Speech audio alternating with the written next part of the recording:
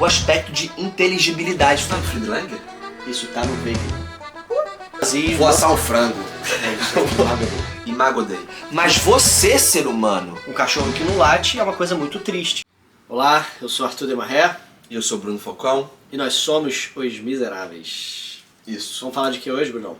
Platão e, se Deus quiser, Aristóteles, se nós estivermos vivos ainda depois de discorrer sobre esse divino mestre Platão. A gente já andou falando nas últimas aulas sobre você captar, né, a dicotomia, né, entre o mundo sensível, o mundo da matéria, o mundo, o mundo do tempo, né, do fluxo temporal das coisas. Eu falava que não era por acaso que Platão, ele na academia, né, ele usava a matemática como uma espécie de ensino propedêutico para o estudo posterior da filosofia. Porque a filosofia, ela lida justamente com o aspecto inteligível da realidade. E quando você estuda a matemática, você tem uma espécie de seleção ali. O que a matemática faz? Por que eu estudo a matemática, Bruno? Vamos lá. A matemática, ela desperta a razão do aluno. Deixando bem claro aqui, tá? Platão dizia que a matemática era para todos. Tinha os mais talentosos, mas para todos. E que a matemática tem essa função de despertar o aspecto inteligível da realidade.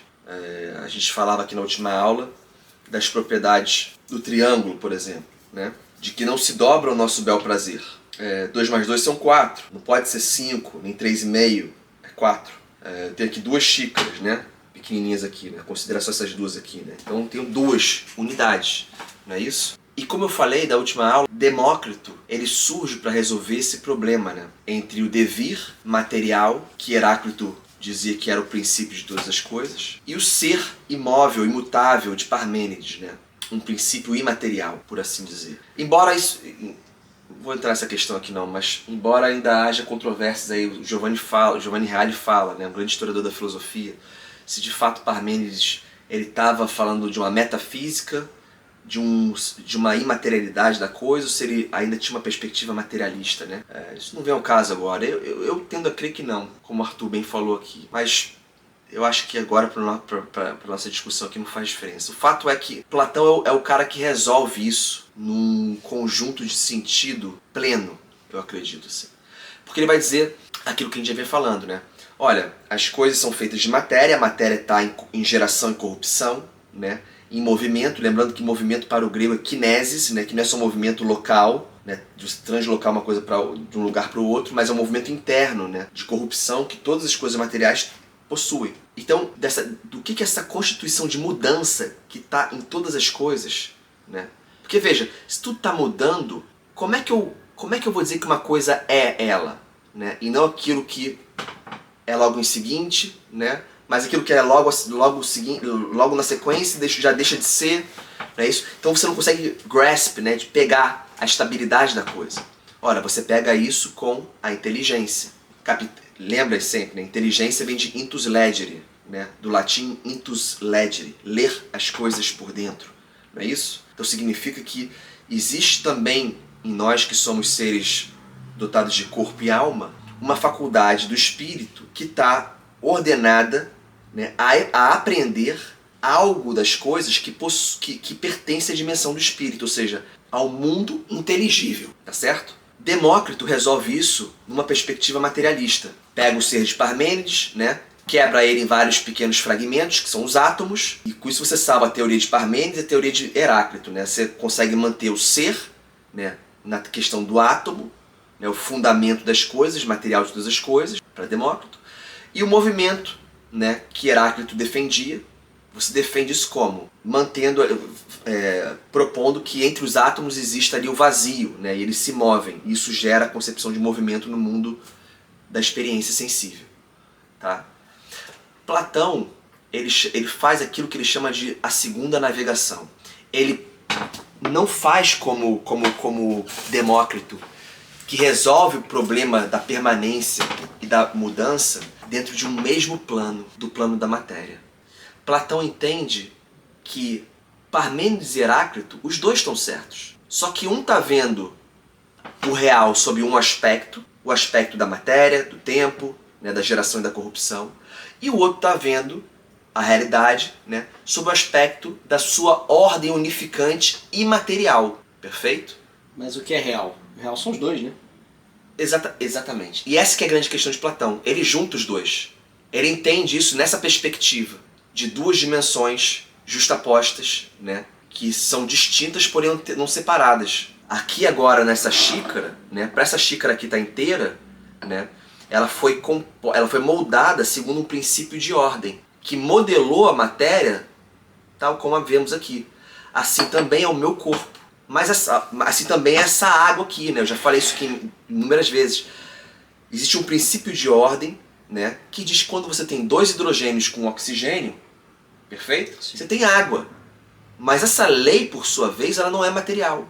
Ela é imaterial. A água apodrece, evapora, não é isso? Congela.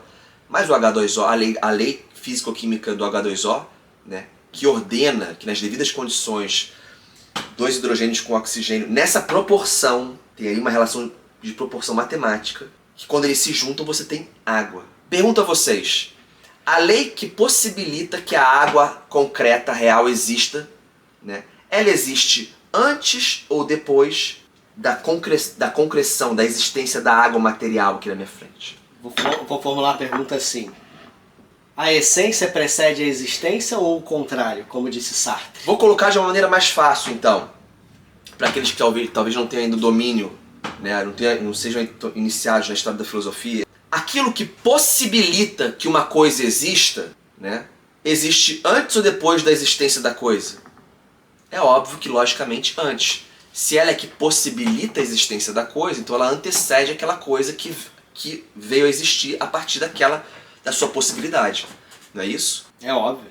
Essa possibilidade, ela não é um nada, né? E ao mesmo tempo também ela não é material. Ela está no reino das possibilidades, está no reino do inteligível. Isso se complexifica quando a gente fala da vida humana. E o Olavo tem aulas maravilhosas sobre isso. Eu vou buscar nessas aulas aqui alguns elementos para a gente poder discorrer sobre isso. Mas não vem o caso agora. Basta, por enquanto, saber isso. A lei físico-química da água, H2O, né, antecede a água concreta aqui na minha xícara. Não é isso? Coca-Cola. Você pega aqui os ingredientes da Coca-Cola, né? Para que eu tenha Coca-Cola aqui, ó, geladinha aqui, docinha na minha frente, é uma fórmula. Fórmula é um diminutivo, né, de forma. A forma inteligível, ou seja, existe uma ordem, uma proporção entre os devidos ingredientes que tem aqui, né, que são misturados e trabalhados para obter essa coisa aqui que eu chamo de Coca-Cola. Perfeito? Se não tiver todos os ingredientes na devida medida, ou seja, na devida ordem, né, você não tem isso aqui. Perfeito? E essa ordem, por sua vez, ela não é material, ela é imaterial, né? Você pega o seu código genético, também, né? Ele é um demonstrativo, ele possui uma ordem, né? Um alfabeto do Arthur. Mas o seu código, aí você pode falar assim, mas ele é material, o seu código genético. Todo o princípio de ordem é imaterial. E onde você vê a ordem, existe um princípio, e isso aqui é tão importante, que Platão sacou no estudo da astronomia, ou seja, da matemática aplicada ao ciclo dos corpos celestes. Daí que ele dizia que o mundo é produto da mente, né? De uma mente divina. Toda vez que você vê ordem, quando eu pego essa câmera aqui que está filmando, né? Ela tem uma ordem dos elementos, dos materiais, né? Que foram condensados e coeridos de tal maneira que eu tenho aqui uma câmera, não é isso? Existia uma finalidade, um propósito, uma ordem, um sentido na hora de coerir esses diferentes elementos para poder produzir uma câmera. Tá claro isso? Ou seja, existia uma intenção de inteligibilidade por trás. Para ser mais fácil, aonde há ordem, existe um princípio de inteligibilidade. Porque tem ordem, porque não é um caos, é inteligível. E aonde há inteligibilidade, há uma inteligência. E como não há inteligência separada de pessoa, no final das contas a gente está falando aqui de uma pessoa, de uma mente, tá? Apesar de que os gregos, ainda nessa época, eles não tinham o conceito de pessoa, da maneira como depois já advém com o cristianismo, tá? Mas já havia a ideia de que a estrutura do mundo, porque o mundo não é um caos, ele é ordenado, né? E essa ordem ela é inteligível e ela é imaterial, ela fundamenta e ordena e organiza a estrutura da matéria tal como nós experimentamos o mundo, de que ela é produto de uma mente. E já vou te passar a palavra, Arthur. Uma outra coisa. Pensem comigo agora. Os gregos fizeram tantos caminhos para isso, né? Mas esse aqui eu acho genial. Se num substrato mais básico da matéria tudo é composto de átomo. Ah, mas Bruno, não é átomo, né? Tem um mundo subatômico, não interessa, né? É uma diferença de escala, só nesse sentido, né? Não interessa, a gente tá falando de uma protomatéria, a gente tá falando de uma matéria que é uma espécie de argamassa do qual tudo que existe é feito. Eu, vocês, essa xícara, essa câmera, né? Pensando numa pasta, né? Até porque, de fato, no mundo subatômico, a matéria se comporta ora como onda, ora como partícula. Não se sabe direito o que é. Só se sabe quantificar, daí que vem quantum, né?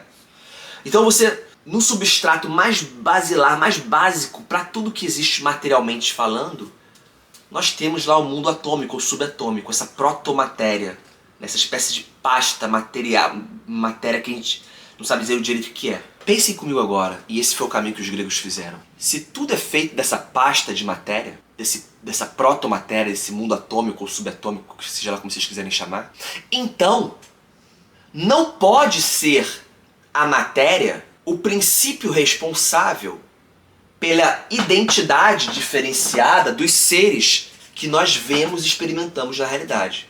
Se a matéria, no nível mais básico, é a mesma para todos, né? O que faz então com que eu me diferencie de um cavalo, dessa xícara, né, do Arthur? O que é que faz? Ah, se não é o princípio material aquilo que diferencia os seres na sua identidade diferenciada, então tem de haver um princípio imaterial que ordena e informa a matéria desde dentro e que dá justamente o aspecto de inteligibilidade para as coisas. Perfeito. É isso. É o que Platão fez. Que é o que Platão chamava de ideia. Ideia vem do grego idein, que é uma palavra que já existia na época, né, que significa visão. Mas para vocês verem a força do pensamento platônico, ele pegou um termo que já existia, idein, né, visão, e ele transformou, ele sublimou, ele elevou esse termo à concepção de ideia no sentido de visão da mente ou visão da alma. Captar não só com os olhos da cara, ou seja, com o aspecto sensível, né, mas com o aspecto inteligível. Eu sempre falo, para os meus alunos, eu pego um pilô e falo, olha, o meu cachorro, se ele pegar esse pilô aqui, ele vai roer, né, ele vai morder, porque ele tem o tamanho exato de um ossinho daqueles que você compra no pet shop, né, tem uma textura parecida. Pergunto a vocês, ele algum dia vai realmente ver, enxergar o que de fato é um pilô? Não, ele não vai. Porque para enxergar o que é um pilô, ele precisa ter a concepção do que é um pilô, uma caneta, um instrumento que nos serve para a escrita. Para você traduzir para o âmbito da escrita gráfica aquilo que nós exercitamos no âmbito da fala. É uma hierarquia de conceitos encaixados que ele nunca vai acessar isso. Ele só pega as coisas no seu aspecto material sensível. Mas você, ser humano, nós conseguimos captar as coisas com algo a mais, com a ferramenta do intelecto. E qual é a ferramenta da razão, do intelecto mais propriamente dita? Conceito, que vem do latim concepio, que significa com, né, junto, sépio, captar. Captar junto com o que então, Bruno? Ora, com algo a mais do que os animais fazem. Se nós, em comum com os animais, captamos a realidade com os sentidos, isso eles também fazem, nós temos isso em comum com eles, é certo também que nós, intus legere, lemos por dentro, vamos mais fundo, captamos a realidade de maneira mais profunda com algo a mais, né? Que é a razão e a ferramenta da razão, que é o concépio, que é o conceito.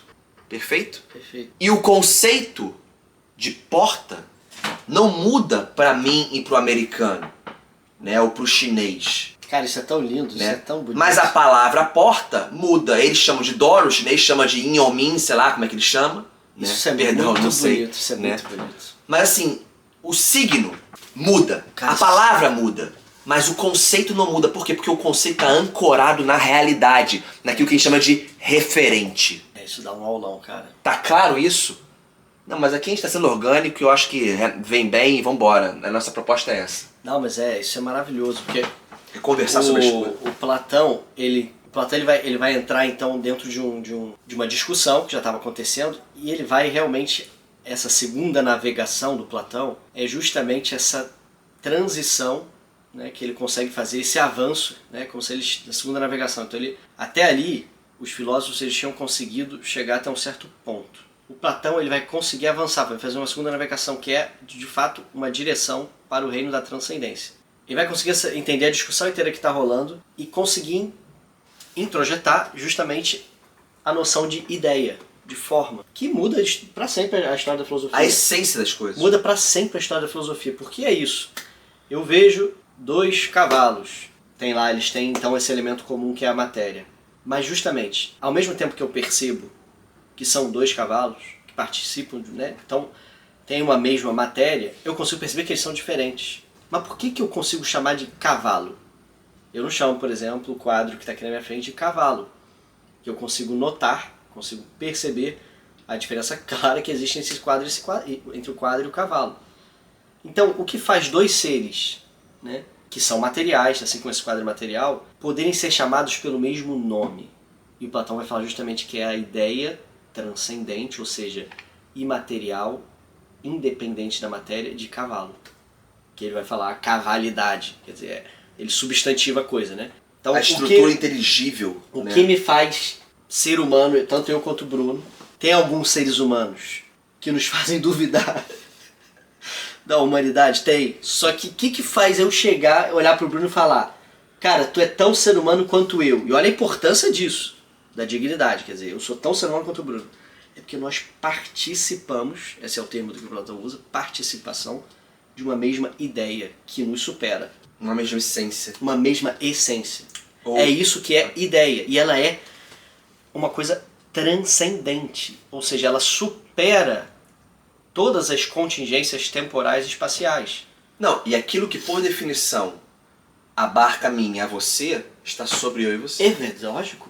Exatamente. Exato. É algo que nos faz participar de um universal. A mente humana ela foi feita, sobretudo, para conhecer universais. Ela consegue trabalhar com universais. É universal por quê? Porque está em cada modelo de ser humano, em cada indivíduo ser humano, né, participa ao seu modo, não é isso? Dessa mesma essência de ser humano. Uma coisa que o Olavo vai chamar de círculo de latência, né?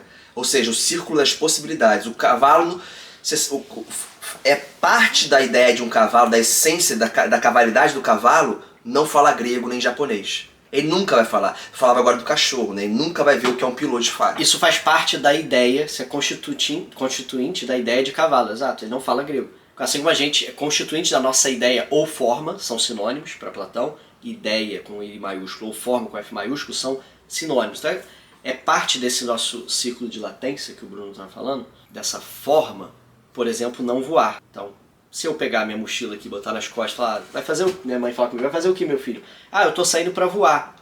Ela não precisa ver o que eu vou fazer depois para saber que isso é falso, para saber que isso é impossível, para saber que isso não faz parte das minhas possibilidades, não faz parte da minha forma.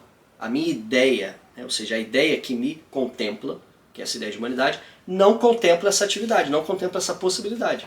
Dentro dessa ideia de humanidade está pressuposto de que todos nós somos seres humanos porque temos razão, né? A atividade do espírito. Ah, e aí entra uma E coisa. é isso que possibilita o diálogo. Não, por e o que é exemplo. fundamental, isso é isso que o Bruno tocou. O fato, por exemplo, do ser humano ser identificado, ser especificado, aí vai entrar a ideia de diferença específica dentro da lógica. Gênero próximo e diferença específica. O homem é um animal racional. A nossa diferença específica é ter razão. Mas é importante o seguinte, a ideia, a forma, elas são esse círculo então de possibilidades. Ainda que eles não se atualizem. Então você vai ver um ser humano que está vegetativo, um ser humano que não tem mais uso racional, ele não consegue mais conversar com você, ele não consegue mais estar dentro de um mundo normal, estar dentro, né, digamos, da convivência social normal de um ser humano. Isso não o torna menos humano. Exatamente. Porque o círculo de possibilidades dele continua o mesmo. ele participa tanto quanto eu e o Bruno da ideia de homem. Ele é tão humano quanto eu, mesmo que ele não atualize aquela potência, aquela possibilidade dele naquele momento. Fica claro isso? Ou seja, a ideia... Se ele está impossibilitado, né? Se a gente for entrar na antropologia aqui, vai ficar pesado. Porque faz parte da própria ideia e essência de homem, né? Aqui eu retomo aqui a frase do poeta Píndaro, né? Píndaro dizia, torna-te quem tu és. Né? O cachorro, ele nasce cachorro. Ele não vai deixar de ser cachorro. Né? O leão nasce leão e não vai deixar de ser leão. Não tem nada que ele faça que ele seja menos leão por causa disso. Mas nós, seres humanos, é da própria constituição, da essência, da ideia de humano, você ter que colaborar para alcançar a sua perfeição, né? Que é o caminho das virtudes. Né? Sim, eu entendo. Mas E aí você vai entrar na antropologia. Mas eu não quero entrar na antropologia, o que eu tô querendo dizer é uma coisa mais simples. É tipo, se o cachorro perder as cordas vocais dele e não latir mais, ele não deixa de ser menos cachorro. Ele continua sendo cachorro. Sim. Ele é menos cachorro atualizado, quer dizer, um cachorro que não late é uma coisa muito triste, com certeza. É um cachorro imperfeito. A gente pode botar assim. Mas não é outra coisa imperfeita, é um cachorro imperfeito. Ele continua sendo cachorro. Quer dizer, a essência dele já está definida. Não tem como entrar nessa maluquice sartriana de a essência é posterior à existência. Quer dizer, primeiro eu existo, eu caio no mundo como uma ameba informe, aí eu decido o que eu vou ser.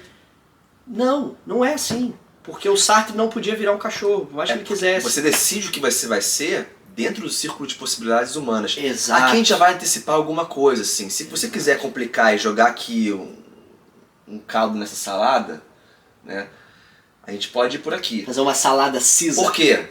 Essa questão deu muito o que falar até a Idade Média, né? Porque... Ah, não, mas aí vai entrar num troço realmente que tem que ter uma... Não, mas eu vou entrar porque é maneiro. Já que a gente tá aqui pra falar de filosofia de alto nível, vambora. Qual era a questão? A questão é a seguinte, vai haver uma discussão, né, acerca desse tema, que vai entender da seguinte forma. Veja a importância da filosofia. Olha, se a gente faz parte de uma mesma essência, né, então a pessoa individual do Bruno não importa muito, né? Era só uma xerox apagada da essência de humano, né? Do homem ideal de Platão, né? E esse sim seria alguma coisa.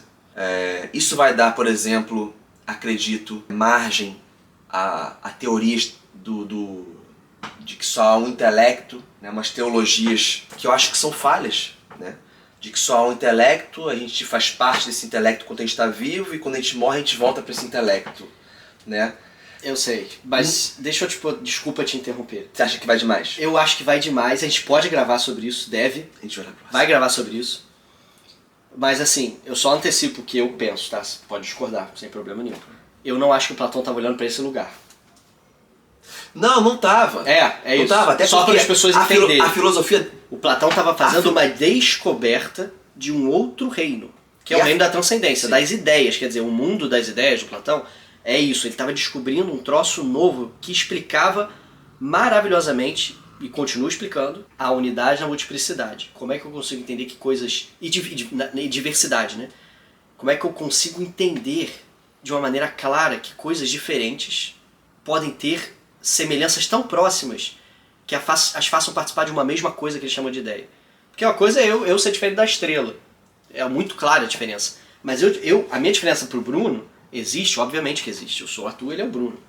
Mas a proximidade que eu tenho com o Bruno é muito maior do que eu tenho com a estrela. Quer dizer, eu tenho uma forma partilhada com o Bruno. A gente pode falar, esse cara é homem, ou ele não é homem. Então o Platão descobriu que essa é maravilhoso. O que o Platão descobriu é maravilhoso. O Platão descobriu um troço que a filosofia nunca mais poderá deixar para trás. E Platão, porque o Arthur tá pegando aqui, tanto é que a gente não gravou uma aula sobre Sócrates, a gente pulou dos pré-socráticos para Platão, porque a gente está seguindo a linha da metafísica. Física vem de physis, né? Ou seja, mundo físico, a natureza, não é isso? Material, e meta, além, né? Então a gente está aqui seguindo essa linha da metafísica. Sim. E Platão, ele é uma espécie de filho de Pitágoras, né? Ele resolve esse problema também de Parmênides e Heráclito, né? Ele era um pitagórico, então a gente está falando assim. Mas também tem uma questão aqui da pessoa humana, né? Que confirma isso que o Arthur falou, né? Não é assim que Platão via as coisas, né? Platão não desconsiderava a pessoalidade, né? A individualidade do indivíduo né, apesar dele fazer parte de uma essência geral da espécie. Tanto é que isso vai ser confirmado mais tarde com um dos escotos, né, que já antecipando aqui, que vai dizer que nós seres humanos, que é parte constitutiva da essência humana, né, ser portador de uma segunda essência, de uma essência da essência, que cabe a você ser o artesão dela, colaborar com a graça divina, né, para aperfeiçoar ela e atingir a santidade, né, que ele chamava de high seitas. Mas isso é só na Idade Média, tá? É isso que eu queria chegar. Sim. Mas isso, de certo modo, esse amor pela pessoa humana está implícito, e o Arthur está muito correto quando ele fala isso em Platão. Por quê? Porque, sim, ele vem pela metafísica ali dos pré-socráticos, passa por Pitágoras, mas ele também é um filho espiritual de Sócrates. E é na pessoa de Sócrates que ele vê as ideias universais de bem e justiça incorporados na pessoalidade socrática.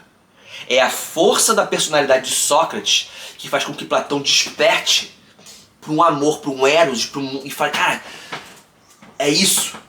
Essa é a força pedagógica do poder, da personalidade, do coração, do caráter de Sócrates na vida do Platão, o discípulo. E ele acreditava plenamente nisso, né? A tal ponto que, se você não entende a metafísica sobre esse princípio, né, você vira uma espécie de bula de remédio, né? Você perde o princípio vital de toda essa metafísica que a gente está falando aqui. É, porque vocês concordam, isso que você botou dá um gancho Faz legal. sentido o que eu falei? Faz total e talvez a gente possa fechar a aula. Justamente a vida do Sócrates fez esse impacto na vida do Platão, a filosofia dele, porque vejam, uma das discussões que Platão discutiu mais apaixonadamente, que era o tema da justiça. O que é o justo, o que é a justiça?